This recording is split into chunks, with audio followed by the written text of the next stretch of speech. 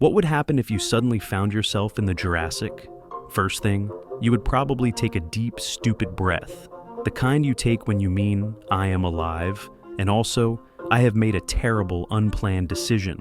The air would feel oddly thick, humid in a way that makes your chest notice every molecule. You'd be standing on land that is both eerily familiar and flagrantly wrong. Continents arranged like relatives at a family reunion who have had one too many cocktails. The sky a little hazy with volcanic sighs, and the soundtrack an unending chorus of squawks, bellows, and the slow, wet thump of enormous feet. Time would stretch and snap at once. Slow, because trees rise like green skyscrapers and throw cathedral shadows. Urgent, because when something that large shifts, you must pick between gawking and running. Spoiler, running seems like a good idea most of the time. The plants are not the postcard garden you're used to. Flowers exist, but they haven't thrown the full confetti party yet. Instead, you're surrounded by fern fronds taller than your house, cycads like prehistoric cabbages with a hint of menace, and conifers reaching skyward like wooden towers.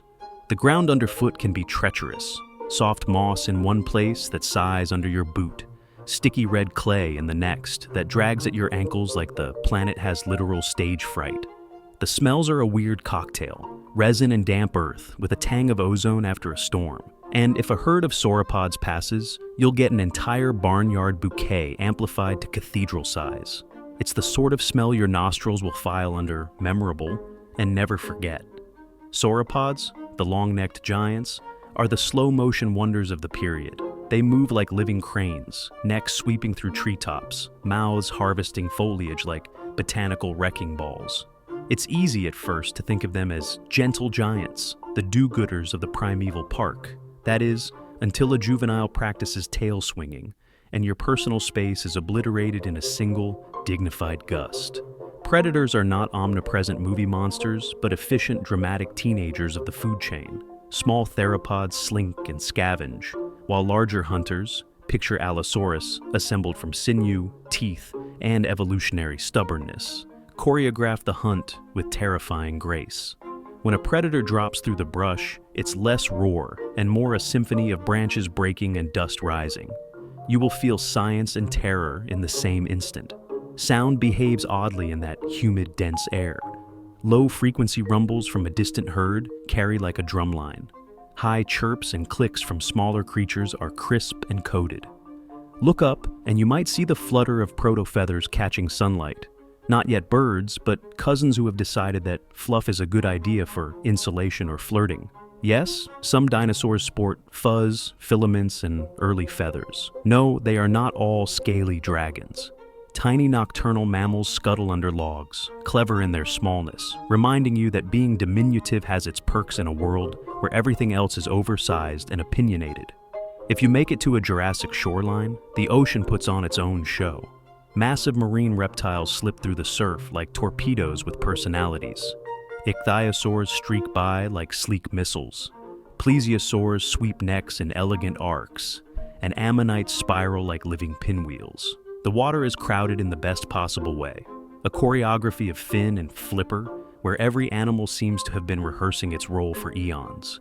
If you're careful, you can stand on a rock and watch a ballet of predators and prey that feels both alien and intimately familiar. Evolution's theater in full swing. Climate-wise, the Jurassic is generous with warmth.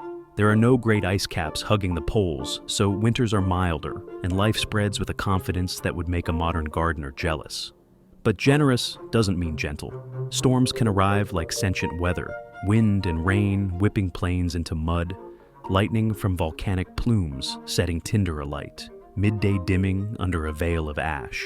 These disturbances are the period's drumbeat, moving herds, shaping migrations, and deciding where it's smart to set up temporary camp, which is to say, under a very large rock, ideally not visited by anything with teeth. Survival for a single human would be a stunt of improvisation. Food might be abundant in terms of our plant biomass, but much of it would be either inedible or difficult to process. The chemistry of ancient leaves could upset a modern stomach.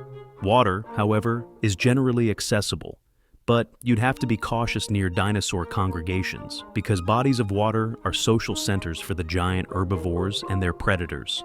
Shelter under a hollowed tree or a rocky overhang might work for a night, but long-term habitation would require understanding local patterns, where herds move, where predators hunt, and where weather concentrates its fury.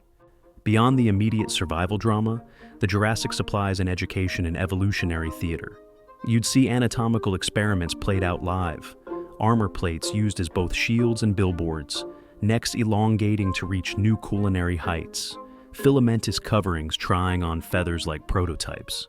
Reproductive rituals, territorial postures, and social structures are all on display, practical solutions to ancient problems. You might watch a display and think, that's why that bone looks weird in the museum, and feel the peculiar thrill of being the one alive to connect the dots. And then, there's the wonder. Standing amid these living giants, you'd feel like a tourist in prehistory, a modern oddity in an ancient world. You'd come away with sensory souvenirs no museum label can quite capture. The sap-sweet smell at sunrise, the deep bass of a brontosaurus step pushing through the ground, the glint of protofeathers when a juvenile shakes itself like a wet dog. If you lived, you would tell stories that sound half mad and wholly true. If you didn't, your bones might someday be rearranged into a fossil and whisper to future life. Once, a curious small creature wandered through our trees and learned that life, across epochs, keeps trying new things. And sometimes, it eats what looks like lunch.